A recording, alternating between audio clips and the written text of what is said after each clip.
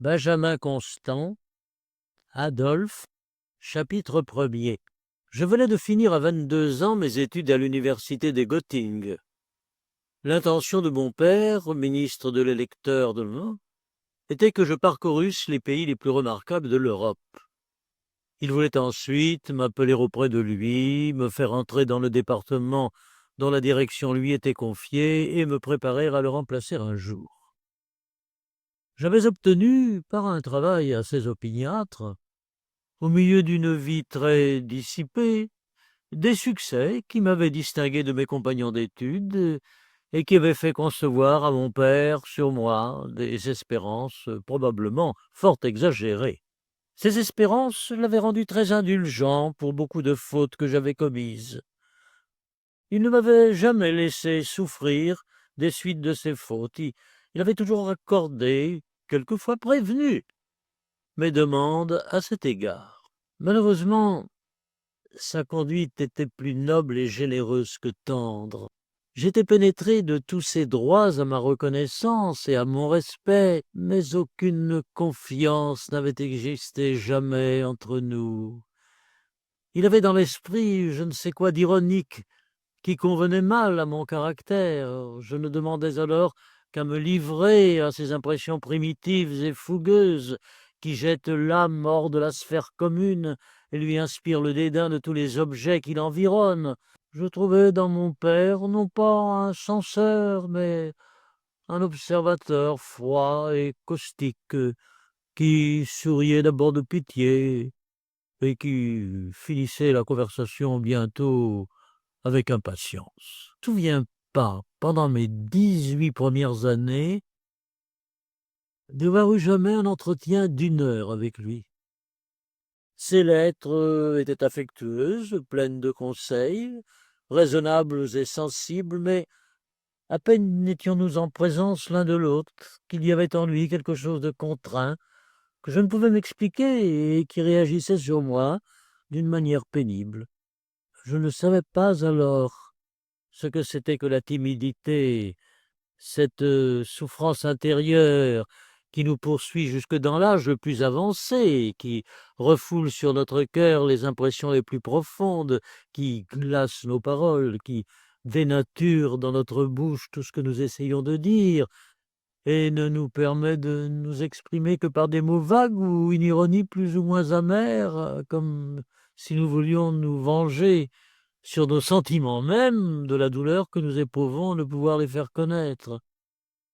Je ne savais pas que, même avec son fils, mon père était timide, et que souvent, après avoir longtemps attendu de moi quelques témoignages d'affection que sa froideur apparente semblait m'interdire, il me quittait les yeux mouillés de larmes et se plaignait à d'autres de ce que je ne l'aimais pas. Ma contrainte avec lui eut une grande influence sur mon caractère. Aussi timide que lui, mais plus agité, parce que j'étais plus jeune, je m'accoutumais à renfermer en moi-même tout ce que j'éprouvais, à ne former que des plans solitaires, à ne compter que sur moi pour leur exécution, à considérer les avis, l'assistance, l'intérêt et jusqu'à la seule présence des autres comme une gêne et comme un obstacle. Je contractais l'habitude de ne jamais parler de ce qui m'occupait, de ne me soumettre à la conversation que comme à une nécessité importune, et de l'animer alors par une plaisanterie perpétuelle qui me la rendait moins fatigante et qui m'aidait à cacher mes véritables pensées. De là, une certaine absence d'abandon, qu'aujourd'hui encore mes amis me reprochent, et une difficulté de causer sérieusement que j'ai toujours peine à surmonter. Il en résulta en même temps un désir ardent d'indépendance, une grande impatience des liens dont j'étais environné, une terreur invincible d'en former de nouveaux. Je ne me trouvais à mon aise que tout seul, et tel est même à présent l'effet de cette disposition d'âme que, dans les circonstances les moins importantes, quand je dois choisir entre 2 partis, la figure humaine me trouble et mon mouvement naturel est de la fuir pour délibérer en paix. Je n'avais point cependant la profondeur d'égoïsme qu'un tel caractère paraît annoncer. tout en ne m'intéressant qu'à moi, je m'intéressais faiblement à moi-même. Je portais au fond de mon cœur un besoin de sensibilité dont je ne m'apercevais pas, mais qui, me trouvant point à se satisfaire, me détachait successivement de tous les objets qui, tour à tour, attiraient ma curiosité. Cette indifférence sur tout s'était encore fortifiée par l'idée de la mort, idée qui m'avait frappé très jeune et sur laquelle je n'ai jamais conçu que les hommes s'étourdissent si facilement. J'avais, à l'âge de 17 ans, vu mourir une femme âgée dont l'esprit, d'une tournure remarquable et bizarre, avait commencé à développer le mien. Cette femme, comme tant d'autres, s'était, à l'entrée de sa carrière, lancée vers le monde qu'elle ne connaissait pas, avec le sentiment d'une grande force d'âme et de facultés vraiment puissantes. Comme tant d'autres aussi, faute de s'être pliée à des convenances factices mais nécessaires, elle avait vu ses espérances trompées, sa jeunesse passée sans plaisir, et la vieillesse, enfin, l'avait atteinte sans la soumettre. Elle vivait dans un château voisin d'une de nos terres, mécontente et retirée, n'ayant que son esprit pour ressource, et analysant tout avec son esprit. Pendant près d'un an, dans nos conversations inépuisables, nous avions envisagé la vie sous toutes ses faces, et la mort toujours pour terme de tout. Et après avoir tant causé de la mort avec elle, j'avais vu la mort la frapper à mes yeux. Cet événement m'avait rempli d'un sentiment d'incertitude sur la destinée et d'une rêverie vague qui ne m'abandonnait pas. Je lisais de préférence dans les poètes ce qui rappelait la brièveté de la vie humaine. Je trouvais qu'aucun but ne valait la peine d'aucun effort. Il est assez singulier que cette impression se soit affaiblie précisément à mesure que les années se sont accumulées sur moi. Serait-ce parce qu'il y a dans l'espérance quelque chose de douteux, et que lorsqu'elle se retire de la carrière de l'homme, cette carrière prend un caractère plus sévère mais plus positif? Serait-ce que la vie semble d'autant plus réelle que toutes les illusions disparaissent, comme la cime des rochers se dessine mieux dans l'horizon lorsque les nuages se dissipent?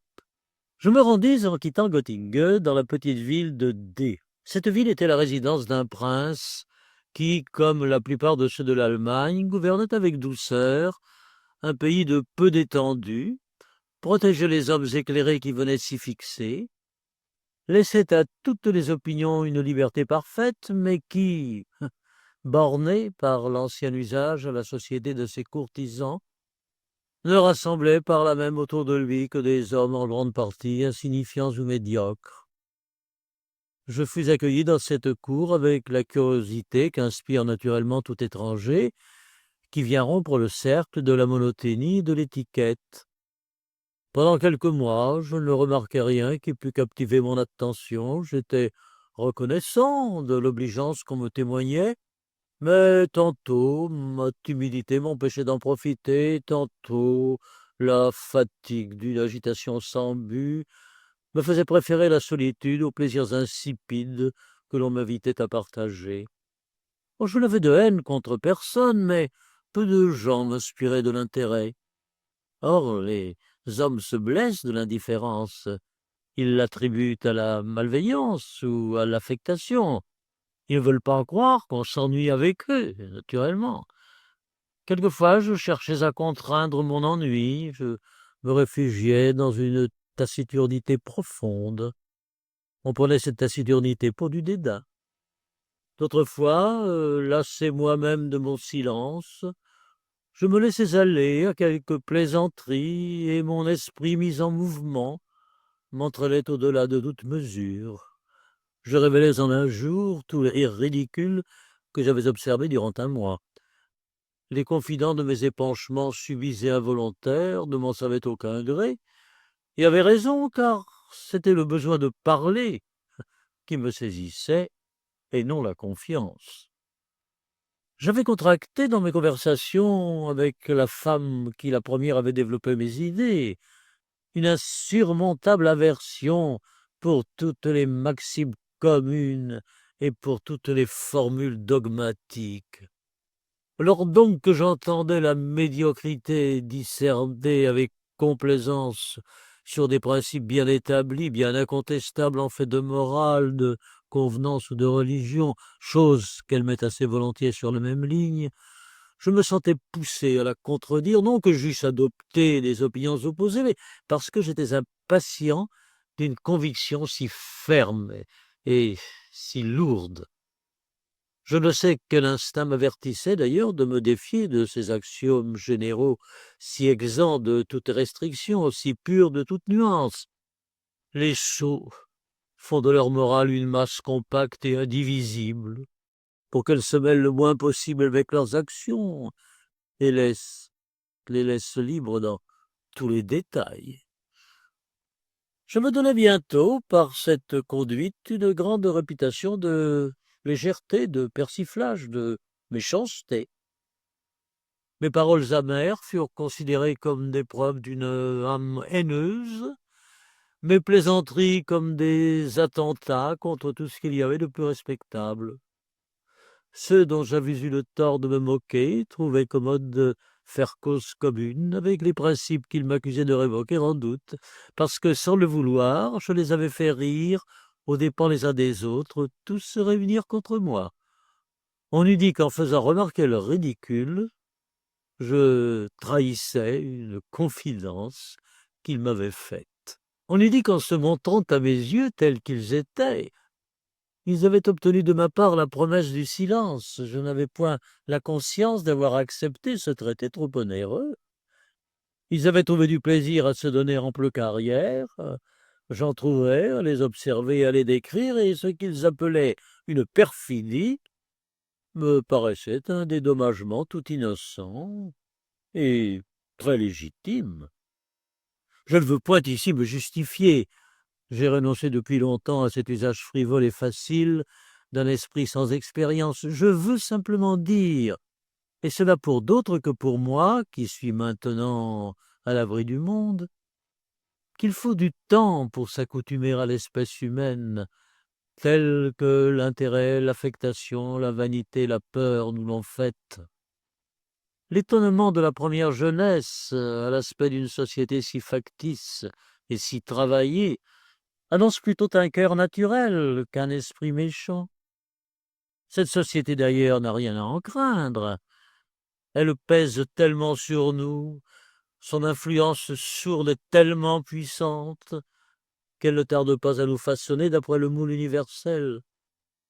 Nous ne sommes plus surpris alors que de notre ancienne surprise, et nous nous trouvons bien sous notre nouvelle forme, comme l'on finit par respirer librement dans un spectacle encombré par la foule, tandis que, en y entrant, on n'y respirait qu'avec effort. Si quelques-uns échappent à cette destinée générale, ils referment en eux-mêmes leurs dissentiments secrets. Ils aperçoivent dans la plupart des ridicules le germe des vices. Ils n'en plaisantent plus, parce que le mépris remplace la moquerie, et que le mépris est silencieux. Il s'établit donc, dans le petit public qui m'environnait, une inquiétude vague sur mon caractère. On ne pouvait citer aucune action condamnable, on ne pouvait même pas m'en contester quelques-unes qui semblaient annoncer de la générosité ou du dévouement, mais on disait que j'étais un homme immoral, un homme peu sûr, deux épithètes heureusement inventées pour insinuer les faits qu'on ignore et laisser deviner ce qu'on ne sait pas.